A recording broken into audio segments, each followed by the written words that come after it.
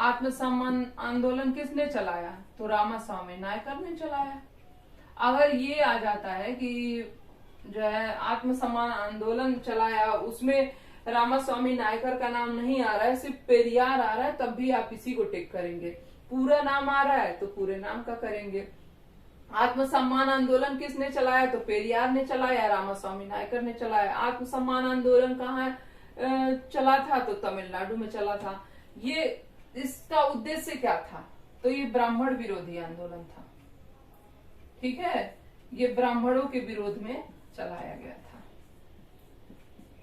ये भी ब्राह्मण विरोधी, ज्यादातर आप देखेंगे ना तो ब्राह्मण विरोधी आपको दिखाई देगा, क्योंकि सबसे ज्यादा शिक्षित ये थे और एक काफी प्रतिष्ठित कास्ट थी, समाज में अच्छी खासी प्रतिष्ठा थी, एक सात्विक धार्मिक जीवन जीते थे और मतलब ज्ञान भी बहुत था।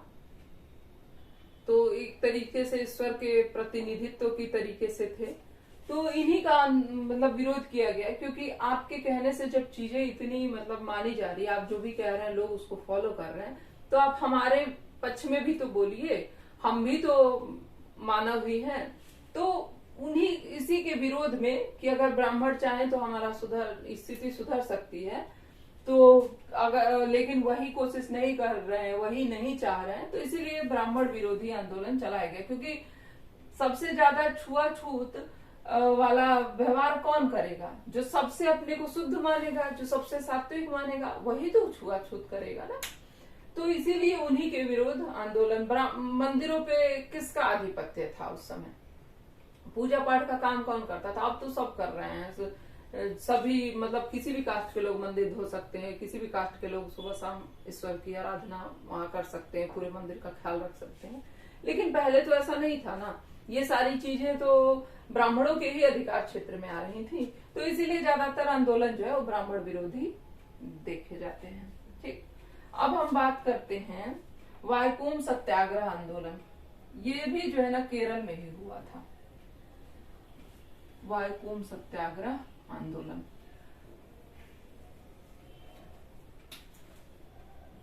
वाइकोम सत्याग्रह आंदोलन,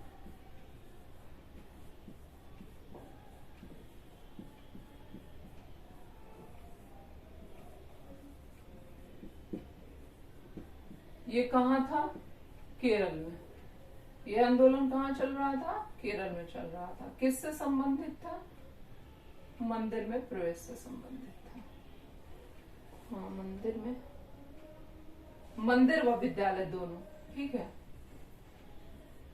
मंदिर और विद्यालय दोनों में प्रवेश से संबंधित था, क्योंकि ये दोनों ही जगह जा नहीं सकते थे ना। वो मंदिर भी नहीं जा सकते थे, शिक्षा भी नहीं ग्रहण कर सकते थे। तो वाइकोम सत्याग्रह कहाँ चल रहा था? केरल में चल रहा था। किससे संबंधित था? तो मंदिर और विद्यालय में प्रवेश से संबंधित था। ठीक है, तो केरल में हमें दो आंदोलन दिखाई दे रहे हैं। ठीक है, एक तो एसएनडीपी जो कि श्री नारायण गुरु द्वारा चलाया गया, और दूसरा वाइकोम सत्याग्रह। ठीक, और ज्योतिबा फूले वाला तो आप लोगों को पता है, ये तो बहुत बार क्वेश्चन में पूछा गया है। और एक आत्मसम्मान आंदोलन जो कि तमिलनाडु में था, ये भी हम लोग देख लिए कि पेरियार द्वारा चलाया गया था। अब हम बात कर लेते हैं कि अम्बेडकर जी ने क्या क्या काम किया है, उन्होंने कौन कौन सा गठन किया था और किस तरीकों की चीजों को वो सामने लाए थे। क्योंकि वो इसी चूंकि जाति से बिलोंग करते थे और वो विशेष सुविधाओं के कारण, मतलब कि चूंकि वो पढ़ने में इतने अच्छे थे कि उन्हें सरकार की तरफ से सहायता मिली और वो काफी शिक्षित हो गए। तो जब ये तो मतलब एक तरीके से ड्यूटी बनती है कि अगर हम आगे निकल गए तो हम अपने साथ वालों को भी मुख्य धारा में ले आए, उनको भी हम अपने साथ आगे बढ़ाने की कोशिश करें। तो फिर उन्होंने 1924 में बहिष्कृत हितकारी सभा, हाँ बहिष्कृत हितकारी सभा, बहिष्कृत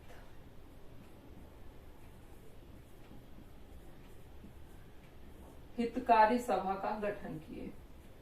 इसका नाम बहिष्कृत हितकारी सभा क्यों था?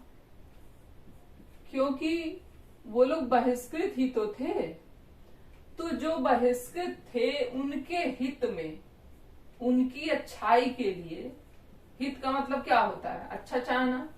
उनकी अच्छाई के लिए कार्य करने वाली सभा, ठीक है। बहिष्कृत हितकारी सभा का मतलब क्या हुआ कि जो बहिष्कृत लोग हैं, जिनको बहिष्कृत शब्द का प्रयोग किसने किया है? हट्टन ने किया है ना। अस्पृश्य लोगों के लिए बहिष्कृत शब्द का प्रयोग हट्टन किए हैं।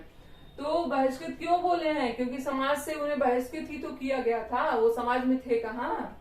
तो उन्हीं बहिष्कृत लोगों के हित में काम करने वाली सभा का गठन किए। ये सभा क्या करेगी? इन बहिष्कृत लोगों के हित में काम करेगी। इसका गठन कब किया गया? 1924 में।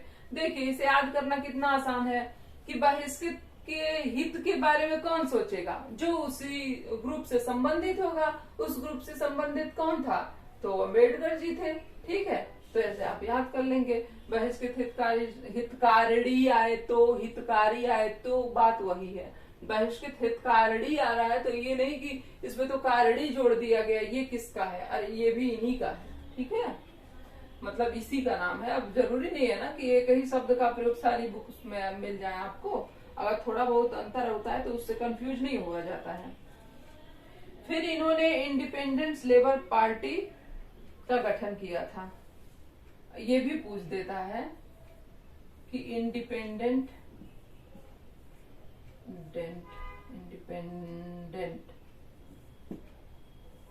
लेबर पार्टी का गठन किसने किया था? तो किसने किया था? अंबेडकर जी ने ही किया था, ठीक है। इसे भी याद करना आसान है। स्वतंत्र मजदूर की बात कौन करेगा?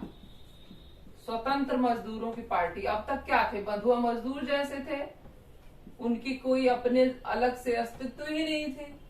तो अब वो बंधुआ मजदूर ना बनके स्वतंत्र रहें, इस तरीके की बात कौन करेगा? अंबेडकर जी तो करेंगे। वही तो उनके हित के बारे में सोच रहे हैं। ऐसा नहीं कि बाकी लोग नहीं सोच रहे थे। आपको ये लगे कि नहीं, हम अंबेडकर जी का बहुत महिमा मंडन कर रहे हैं, हम मनुवादी के खिलाफ हैं, तो ऐसा नहीं है।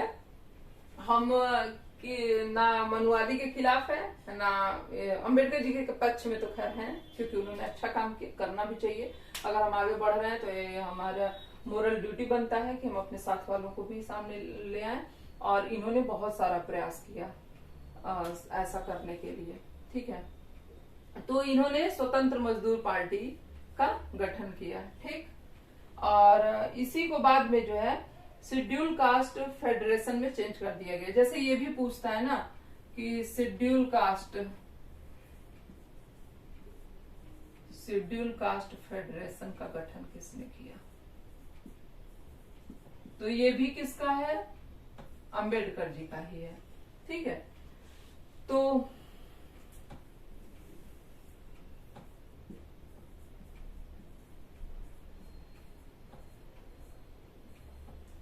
ठीक, ये तीनों ही अंबेडकर जी से संबंधित है। तो बहिष्कृत हितकारी सभा याद करना आसान हो जाएगा, हमने बता दिया। इंडिपेंडेंट भी याद हो जाएगा। इंडिपेंडेंट का ही नाम जो है ना शेड्यूल कास्ट रख दिया गया था बाद में, ठीक है। अब शेड्यूल कास्ट देखिए किस जाति से संबंधित थे? वो एससी से संबंधित थे, यानी कि शेड्यूल कास्ट से संबंधित थे। तो शेड्यूल कास्ट से संबंधित फेडरेशन का गठन कौन करेगा? अम्बेडकर जी करेंगे, है ना। आसान याद करना कि शेड्यूल कास्ट के फेडरेशन का गठन कौन करेगा? अम्बेडकर जी करेंगे। भी याद हो गया आप लोग को। अब हम बात करते हैं कि 1942 में वो अखिल भारतीय अनुसूचित संघ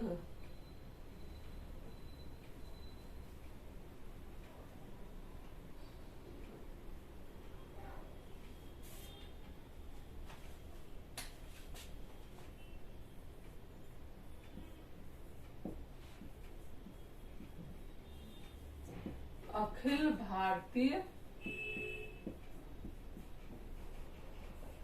अनुसूचित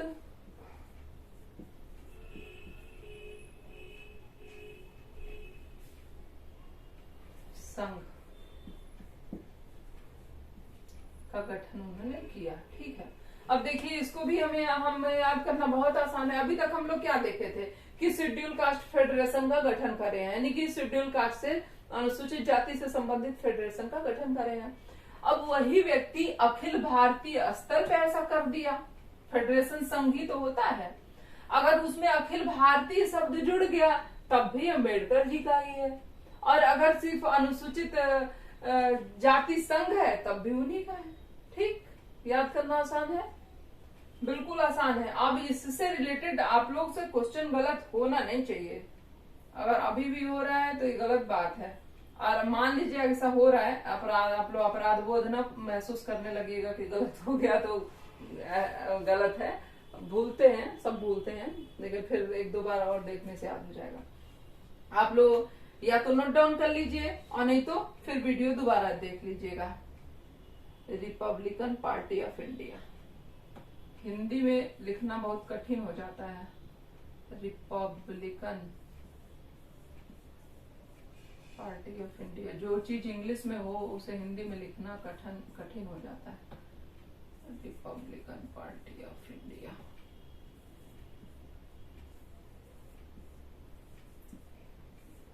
तो रिपब्लिकन पार्टी ऑफ इंडिया का गठन किसने किया? तो अम्बेडकर जी ही करे। ठीक है, यानी कि एक ऐसी पार्टी जो जनता से संबंधित हो। रिपब्लिकन का मतलब यही तो हुआ ना, गणतंत्र। तो ऐसी पार्टी जो जनता से संबंधित हो, भारत की एक ऐसी पार्टी जो जनता से संबंधित हो। तो आम जनता की चर्चा कौन कर रहा था? आम जनता के बारे में कौन सोच रहा था? तो अम्बेडकर सोच रहे थे। ये याद करने का ट्रिक है, ऐसा नहीं कि सिर्फ वही सोच रहे थे, बहुत लोग सोच रहे थे। इवन मालवीय जी जो कि बहुत भयंकर कट्टरवादी हिंदू थे, वो भी जो है अनुसूचित जाति के लिए काम कर रहे थे, वो भी अस्पृश्यता को दूर करने के पे काम कर रहे थे। तो ऐसा नहीं है कि सिर्फ अम्बेडकर जी काम कर रहे थे, सब लोग कर रहे थे। क्योंकि इन्होंने काफी चीजें करी हैं और उससे रिलेटेड क्वेश्चन भी आता है, तो याद करने के लिए मैं बता रही हूँ कि कौन सोचता था, तो अम्बेडकर जी सोचते थे। इस तरीके से आप चीजों को याद कर लेंगे। ठीक,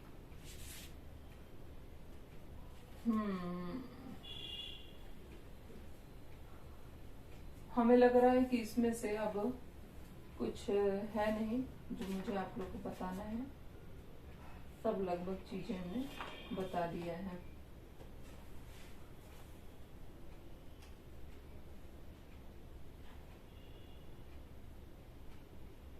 अब हम लोकसभा में आरक्षण की बात कर ले। ठीक है, लोकसभा में आरक्षण, एससी को कितनी सीटों पे आरक्षण मिला है?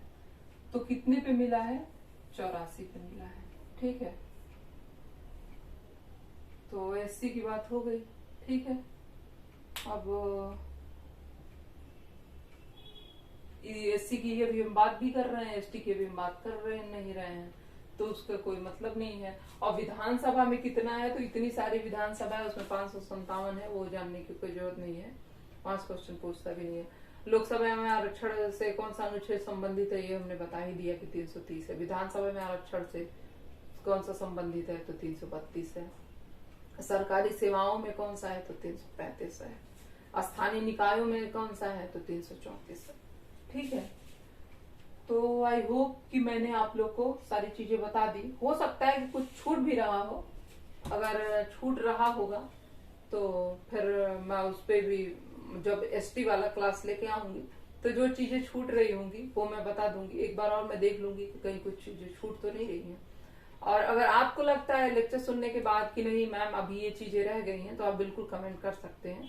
ऐसे मैं एससी और एसटी कंप्लीट करते करते लगभग सारी चीजें कंप्लीट कर दूंगी, मेरी तरफ से कुछ भी छूटेगा नहीं। लेकिन फिर भी अगर छूटता है तो आप लोग हमें जरूर बताइएगा। तो ठीक है फ्रेंड्स, आज बस इतना ही। कल फिर मिलते हैं एसटी वाले टॉपिक के साथ। तब तक के लिए आप लोग स्वस्थ रहिए, खुश रहिए, पढ़ाई करते रहिए। Thank you.